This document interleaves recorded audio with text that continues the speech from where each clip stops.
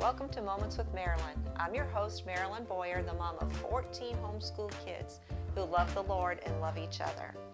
I absolutely love young moms, and it's my passion to provide you with tips and tools to make your journey easier. Thanks so much for joining us today. Our topic is 10 tips for teaching high schoolers. But before we get started, just let me remind you that you can access our podcasts on our Facebook page, our YouTube channel, or any multiple platforms wherever you choose to access your podcasts, Apple Podcasts, whatever. So let's get started. First of all, don't be afraid to substitute a creative subject for the standard government school curriculum. When I started homeschooling, I just assumed that the government schools knew the best way for kids to learn. They knew the subjects that everybody needed to learn, and the way they did it is what was best for everybody. And as I got into it, I found out that is just not true. You know, our kids are individuals. So there's not an average kid. So what they have decided as a standard curriculum is not necessarily the best thing for your kids. Don't be afraid to substitute. Let me give you an example. I had one daughter who was passionately interested in the medical field. So for her, she did biology in high school. Then she did advanced biology. Then she did first aid. And actually, she did a couple first aid courses. And that was her science. You know, plug in what is right for them. For her to do like matter and motion kind of stuff, she just was not interested in that. And she could use that for her future. So don't feel afraid to switch around. They really have not studied and found out that there's something that every child needs to know and that this is the way that you do it. That's what I used to think. Number 2, ask for your kids' input. They're young adults. And the more that they invest in their learning, the more input they have into it, the more they are going to own it and feel like it's something that they want to learn and they want to do. We speak at a lot of homeschooling conventions, and through the years I would take my kids with me, and we would go to the different booths and we'd look at different curriculum. And I would say to my individual kids, what looks good to you? What looks interesting? What looks like it's something that would work for you? Because I found over the years what works for even most of my kids often did not work for another one. So let them have some input instead of you choosing all the books and you telling them exactly what to do all the time. Let them have some input. If they do that, then they feel more like it's their own and they care more about doing it. Thirdly, provide an outlet for your kids to invest in the lives of others. Life is about serving others, not pleasing ourselves. And I think, especially in the homeschooling movement, we tend to think, oh, I want to have well-rounded kids. I want to have them in this sport and this activity and drama and karate. And, you know, there's so many things that you could involve your kids in that are just not necessary. Some of those things are great. But if you involve your kids in too many, the focus is on them. You know, I am the center of the universe. Let me do all these things to enrich my life and have a good time and build up my skills. Instead, some of those things are great, don't get me wrong. But we need to teach our kids to invest in others. Life is about serving the Lord and serving others, not making super servants of ourselves. So if you need some ideas for that, our book Character in Action has lots of ideas of how to get your kids serving others. But just briefly, we'll talk about that in another session in detail, but some of the things I did is take my kids to visit elderly people and look for ways that you can serve them. Listen for little tips of things that they need or things that they like, and teach your kids to invest in older people. And you know, it just makes an elderly person's day a shut-in's day if young kids come to visit them and talk to them and bring things that interest them. Another thing we did, which I've talked about briefly in another session, is visit World War II vets or Vietnam vets and ask them about their experience. And in my experience, these vets loved to talk to young people. They loved to share their experience. And it was so good for my kids to get the focus off themselves and see, wow, look what these guys suffered, look what they experienced to help purchase our freedom. And it really helps build a respect and an honor in your kids for others. Plus, it teaches them history as kind of a sideline. But teach them to listen for little ideas that they can be a blessing in other people's lives or people in church. Another thing we did is have our younger kids have a hug ministry. Find somebody in church that you can go up to and hug each week and ask them how they're doing, or tell the woman that her dress is pretty, or whatever. Just something to brighten up another person's day. Take your kids to clean an elderly person's gutters, or rake leaves for them, or shovel snow. There's just so many ways that you can take your kids by the hand and reach out and serve others. And that's so important. Instead of just focusing on how can I build my child into super people, you do that through having them invest in the lives of others. Number 4, and this is a biggie, your kids, when they're in high school, can get a head start on their future. If you see that they have a passion for something, let them explore that when they're in high school. I will use my youngest daughter, Casey, as an example for that. She always wanted to be a pilot. She always wanted to fly. So while she was in high school, she was involved in a special program that a university in our town offered. And the day that I graduated her from high school, she got her private pilot's license. She has since gone on and got other certifications, commercial and private, and she's working on her CFI, Certified Flight Instructor training now. But why not let your kids, when they're in high school, get a head start on their future? If they want to build a business, let them start doing it part-time when they're in high school. If they want to be a veterinarian, get them courses in veterinary science instead of chemistry, perhaps, or physics. Let them start studying the things that they are passionate about, that they can use in the future. If they want to be an electrician, find an electrician that you trust and let your kids shadow them for a day or a week and see if it's something that they really would like to do. Or, maybe they'll say, hey, I don't want to do that after all, or hey, I love this. They could even get a summer job maybe with an electrician if that's their passion. A couple weeks ago, I had a customer call me, and she was struggling with her high school age son, and he was just kind of losing interest they were involved in classical conversations, and he was learning a lot of information. I guess the idea is to build their mind, give them this information that they might use in the future. But he was really struggling and losing interest with that. What he was interested in is airsoft guns. And he wanted to study how to make better airsoft guns. And he actually had an uncle who said, when you graduate from high school, I will fund your business, and you can go into business making airsoft guns.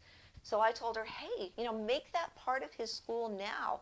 Let him look up videos online about how to make airsoft and do the research that he can use in the future. And she said he is going to be so excited about this. Instead of studying a bunch of information that he may never use, let him start learning what he is passionate about and what he wants to do. High school is such a good time for that. If your kids don't know what they want to do, expose them to different things and see if a passion develops. But if they know, good grief, let them start doing that when they're in high school. When we would invite people in our home, just other families, I would ask the dads, what do you do for a living? Did you go to college for that? If you did go to college, did you use your college degree for what you're in now? Would you have changed anything about how you prepared? What do you like about the vocation that you're in? Just kind of exposing your kids to different opportunities. It may be something they'd never thought about. And it might be something that they would be interested in too. So exposure, expose them to different things. If they have a passion, let them explore it.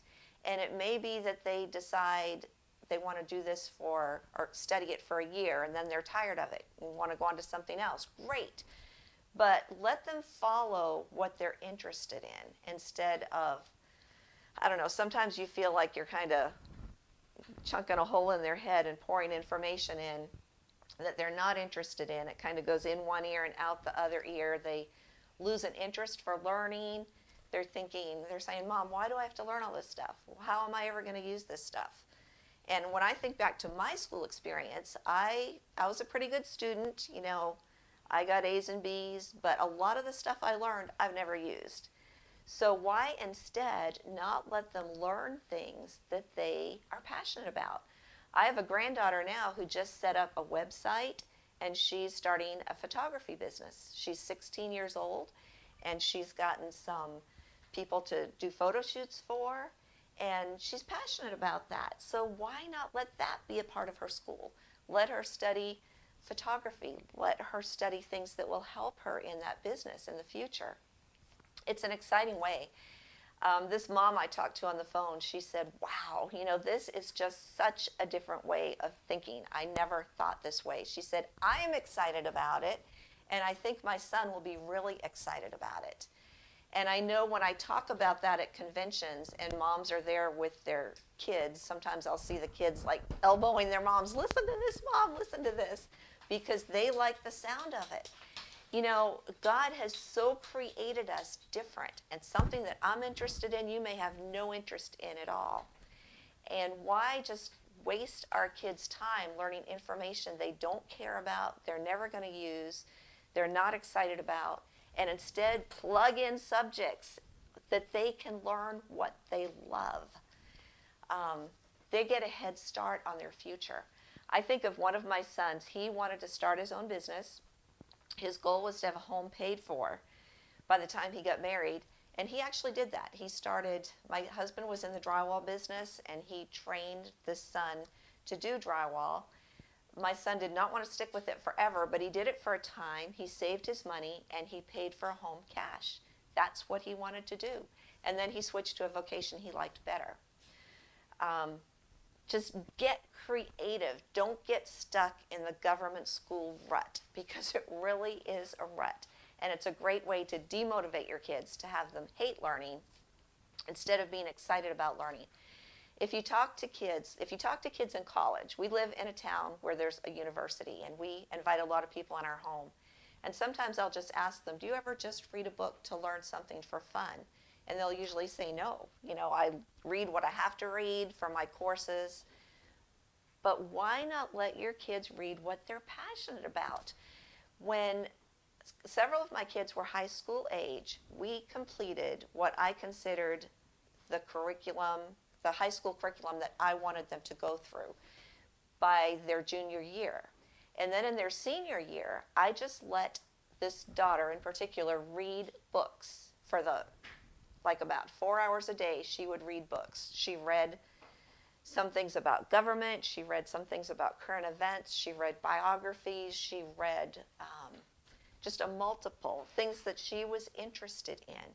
And she got an incredible education that senior year of high school. She did not take a single subject that she would have taken in school, but she read. And I really love that aspect. She learned so much, probably so much more than if I'd been trying to put calculus and, ancient history and all that into her head. I felt like she had a good background in the 11 years. And the senior year, we just had the freedom to let her read what she was interested in. So just try to open your mind. We do what's been done to us. We do school the way it was done to us. But get creative and realize that there's so much more that you can do. And as I say, get your kids' input. See what they would like to do, what they're passionate about, what they want to do. Okay, point 6, make opportunities to know your kids' friends. Open your home. Our home through the years has been open to their friends. It's always been like the party place. There's always something fun to do. But I really wanted to get to know my kids' friends. I wanted them to come here to hang out and to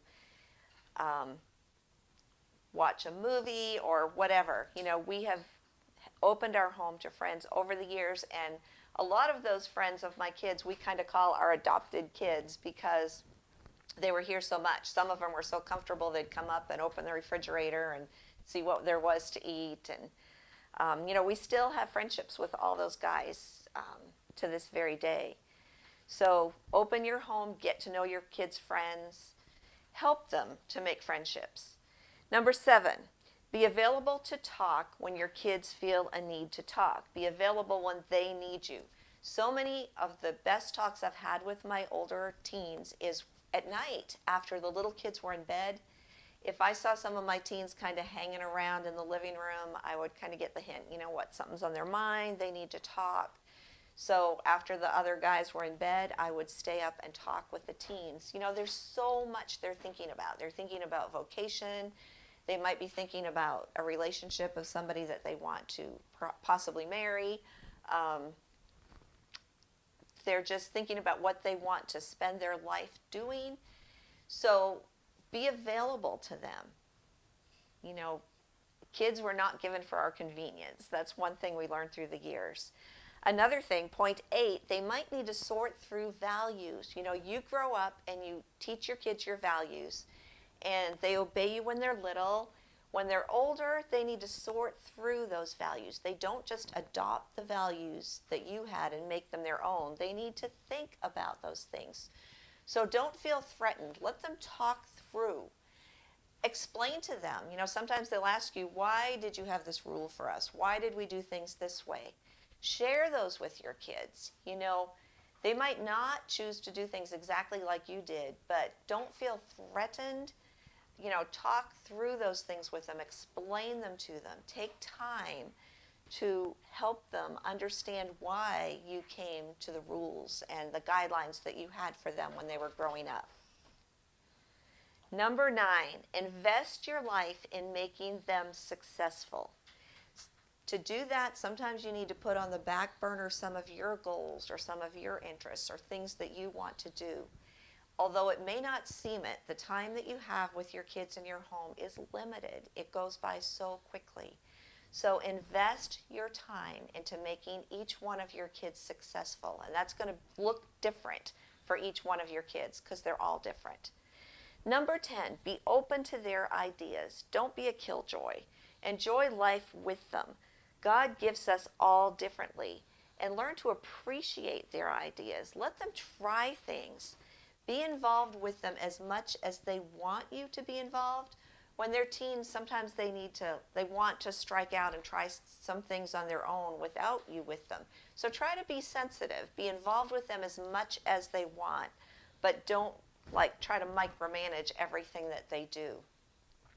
Enjoy this time because, wow, once they become teens, time goes quickly. You know, they're going to be married soon, many of them, and having families of their own, and just try to make this time special, something that they will look back on with happiness and joy and want to be a part of your home and come back to see you when they one day leave your home. So I hope this has been helpful. If you have any questions, let me know. I'd love to answer your questions. So thanks for joining me today. And remember, as always, any time that you spend teaching your kids scripture is not wasted time. Thanks.